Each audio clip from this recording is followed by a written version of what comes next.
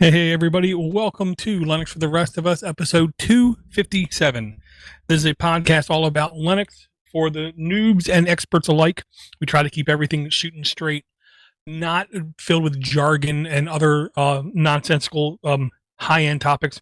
We also try not to talk too much about the enterprise market because it will put everyone to sleep. We also do our part to try to only talk about Linux and only talk about other things when it actually makes sense. This is going to be a shorter episode. Jonathan had a massive headache, could not make it. I already had everything posted to do a show, so I'm going to do a show. Definitely going to be shorter, is what I'm going to say. First two quick follow-ups I'm going to say is Steam Deck. I'm still smitten on it. I still think it is a very positive future for Linux. I think it's only going to gain more traction this holiday season and beginning of the next year. I think by next May or June, it's going to be a much more normal, I don't want to say household word, but I think a lot more people are going to be aware of it. A lot of more people are going to want it. And a lot of more people are going to realize that when they buy that as a game system, the next time they upgrade their game system, they're already going to have all the games they already bought, which never existed with any game system ever, because backward compatibility was always a very measured thing that game companies did not want to include. Now, with that stated, as a portable desktop unit, I'm still completely sold on its usability, functionality, ease of use kind of thing. I do think this is going to introduce a lot of people to the word Linux, to the words KDE and Plasma kind of thing. I think it's going to make a lot of people much more aware of what this is, how it works, when it doesn't work, and how to fix it. The other quick follow-up I'm going to give is just, I did read this article a couple more times, and I had, more words mean me slow. So I did read this article a couple more times about how to get the best of both worlds, as far as I'm concerned. KDE Plasma with i3 Window Manager. The directions are for Arch, but it looks like none of the actual instructions seem to be Arch exclusive. I did some investigating. I tried to set it up in a VM on the Ubuntu, and I could not believe how long it was taking just to get everything up to date. It was literally over an hour and a half, and I just said, okay, now I'm just going to stop this. Maybe I need a different rig to just set this up on cleanly and just try it on kind of thing. It doesn't look like it's going to be irreversible or that it's going to break a whole lot of things. I just don't want to do it on my daily driver. I don't have to rebuild everything from scratch. But I do think this is going to give me a very pretty taskbar, pretty start menu, which I never use, and a pretty file explorer, I believe, while still maintaining the i3 comfortable nature of window management. So I'm going to try to have this done by next week. I'm going to find a rig to put it on, but I do want to give it a shot. Next two things are going to be two quick links is what I'm going to say.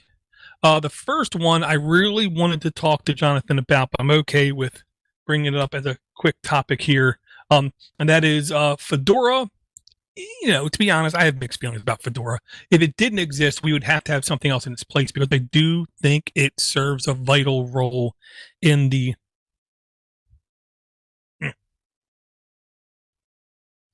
Linux ecosystem kind of things, what I'm going to say, because it is the razor's edge. It's not the bleeding edge, it's the razor's edge, because it cuts through everything.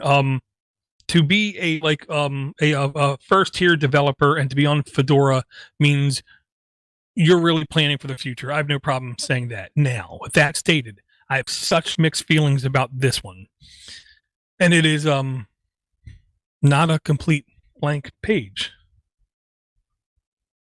So that's confusing.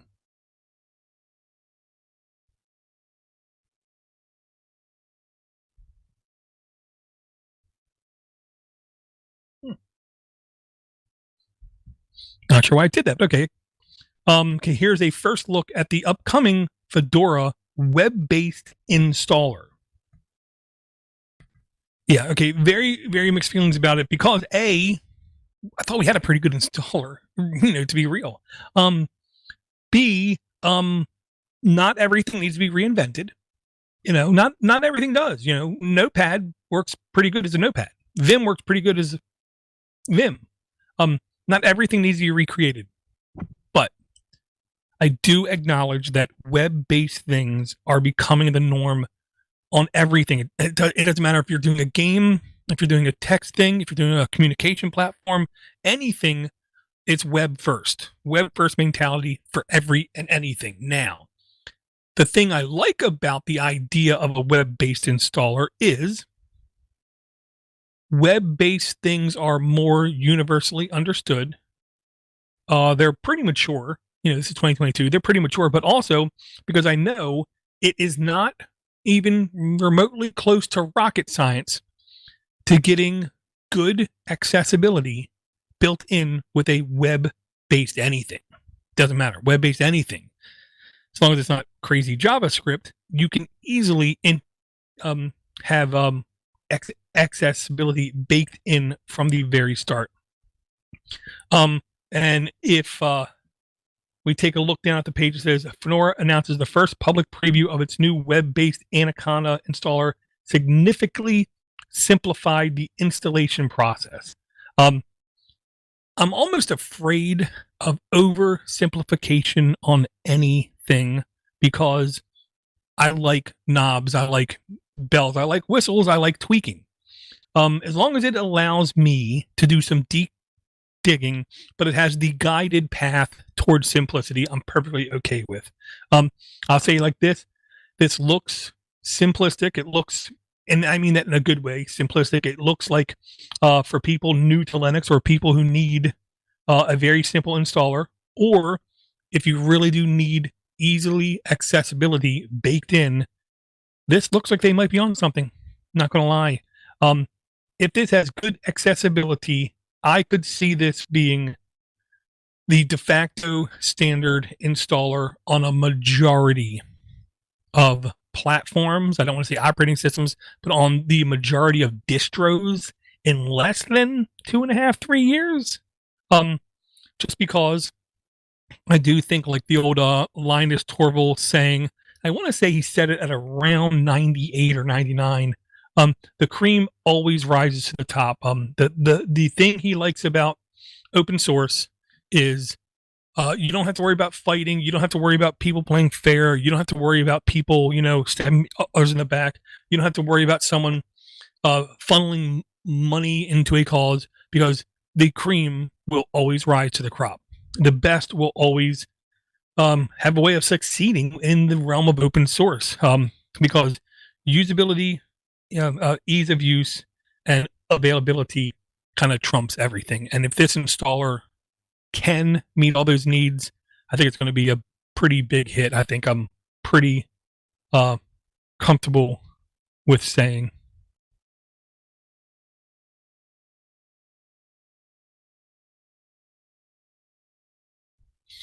Okay.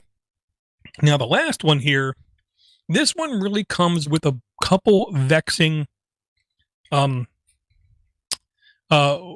of looking at this, perceptions. It depends on how you look at this. I wholeheartedly think and believe. And it is over at Ars Technica, I believe. Make use of. Payphones are coming back to Philadelphia thanks to Linux. No quarters required. Okay, now, if I were to ask even the moderate Linux person, okay, you need to make a telephone system. Tell me what you're going to use in this telephone system. Okay, most of them will, distro's up to you, as long as it's solid, as long as it's secure, as long as it's tight, as long as it's small, you'll be perfectly fine. But then if I start to ask you what are going to be some of the backbones of this thing, and I'm pretty sure that we're all going to basically kind of come into the same kind of thing. And real quick, this is called Phitel, which I think is the perfect name for it, since it's going to be in Philadelphia. Philtel, Phitel. And if you take a look down through it, you will figure out, yeah, it's going to use almost everything that we think it's going to use, including asterisk Asterisk is the PBX server. Asterisk, think of the old phone switchboard with the ladies with the plugs, with the cables, and everything, making everything connect. That's kind of what Asterisk is. It is the mastermind backbone that can assign phone numbers to routes, can do advanced routing techniques, can do, if you need help for herpes simplex 2, press 1, kind of thing. Or it can even be like a mail service to where you can say, if you want to leave a message for Mr. Bob Dabalina, press 2. And then, it can have that all basically baked right into Asterisk. It is insanely powerful. And I have no problem saying, don't be shocked if you get a job at an actual phone company and you walk in the back and they're running Asterisk, because it is that powerful and it is that ubiquitous. I'm also going to say some other technologies that aren't shocking at all is they're going to basically use OpenVPN to have basically point-to-point in encryption. So basically, every phone call should be 100% secure. They're able to offer this for free because, if I'm not mistaken, I believe they're going to use solar panels on the top of the phones, which is basically going to charge the batteries. For audio telephony, you do not need a lot of juice, and it should be able to charge during the day and work overnight, kind of thing is what they're hoping. So quite literally, you just walk up, dial number, and you got it. Now, the reason I'm like, it depends on how you look at this, is I'll say this. One, in case of emergency, it would be nice in every major city, every couple blocks, to have one of these phones waiting for you if you need to call somebody, period. Whether it's, emergency services or your brother Al, it doesn't matter, okay? These kind of phones for those kinds of things is going to be really, as far as I'm concerned, important moving forward, since we don't have any pay phones anymore. And what if my cell phone goes dead and I'm by myself, kind of thing. So I love the idea of this because of that. How I don't like the idea of it is, there's no doubt nefarious people doing nefarious things will 100% take advantage of these phones to make phone calls, to do deals, to do illegal things. So very quickly, okay, Philly, like maybe 45 minutes that direction, like right there. And I kind of know Philly. So I also feel confident in saying, in under a year after launching, I'm sure this network's authenticity, structural soundness, logging information will be tested in a court of law. I can definitely see the Philly cops figuring out someone is using this for whatever reason, and now they're going to send them a subpoena to get what records are coming off of it. So then we'll quickly know what kind of stuff is going on with this phone system on the back end. I really do love the idea. I really hope Fitel, nothing but luck. I really hope they're able to pull it off. And I hope they're able to keep the nefarious use somehow to not being the majority of times it's being used. I don't know. Time will tell.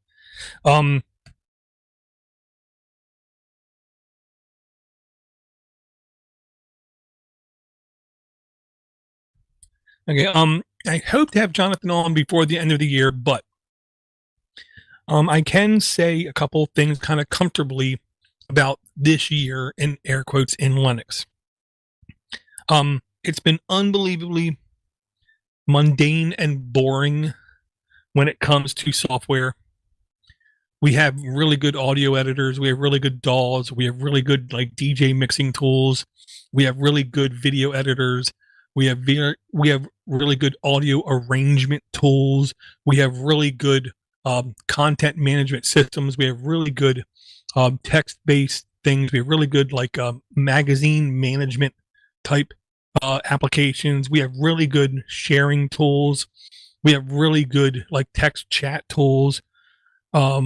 our browsers can basically do everything that every other browser can do. Every now and then we get a little hiccup with either, Amazon Prime movies or something else. But for the most part, it's been uncommonly boring in the Linux verse. I will say the only places where we're seeing some activity is, of course, always on the advanced AI, machine learning, quantum computing kind of front. Rust is finally going to be, I think, really heavily used here pretty soon. Pretty soon we're going to have like Rust. We're going to get like Firefox and Chrome, but it's going to be built in Rust. And all of a sudden we're going to get this jump increase in speed. We're not going to notice it because 3 months later the web's going to compensate and make everything heavier, because that's just one of the nature things that happens.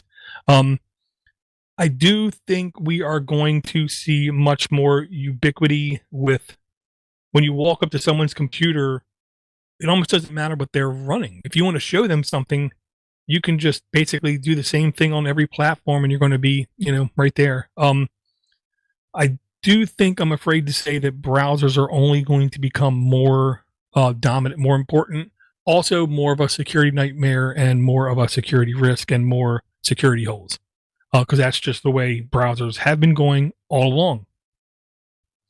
On hardware, I will say, I do think we've seen a lot of activity on single board computing. I've tried to do some mini PC shows when I can. We've also seen a lot of activity on RISC-V, RISC-V, RISC-V. I do think Linux is going to completely pwn that area as well. I think next year we're going to, again, slowly and steadily gain foothold, gain respect, gain attention, and only become more important. Like 10 years ago, the average Linux administrator was getting paid more than the average Microsoft administrator. Nothing's changed with that. Linux administrators still get paid more. The difference is we now have even more jobs to pick from. The unfortunate truth is also we now have more responsibilities than ever before. I think we're going to have a really interesting year in front of us. I think technology is only going to keep getting smoother. We're going to keep lowering the barriers of entries for everything. It's just going to get easier and simpler to do any and everything, to where quite literally there's no reason why we can't have our 6 or 8 year olds kids running Pi-hole on an old laptop in their room because they're tired of seeing ads on YouTube or something. And, we don't even know they did it until, we ask them, what's that laptop doing in the corner? I think that kind of thing is becoming even more and more plausible possible. But, time will tell. I want to say thank you to Bruce for helping me in the past. Steve C. helped me in the past. Mr. Coop, Super Coop. He is doing much better than the last time I talked to him, so he's doing pretty good. Jonathan is always, anytime he can help me, it's always appreciated. I also want to take time to thank everyone who sends in any emails, anybody who hangs out with me on any platforms I'm on. It's definitely appreciative. Some people look at the word distraction as a bad thing. To me, distractions are good things because it keeps my mind focusing on getting stuff done, having fun, or just trying to communicate with other people. So with that, do not hesitate. Send me an email, Linux for the Rest of Us, at podcast@linuxfortherestofus.com, or you can send me an email at doordorgeek@gmail.com or mail@pods.com. You can send me a voicemail as well, 7076-PODNUT, or simply on any platform, hit record and send me the audio file. With that, I want to thank everyone for hanging out, thanking everyone for their support, and hope to talk to everyone again real soon.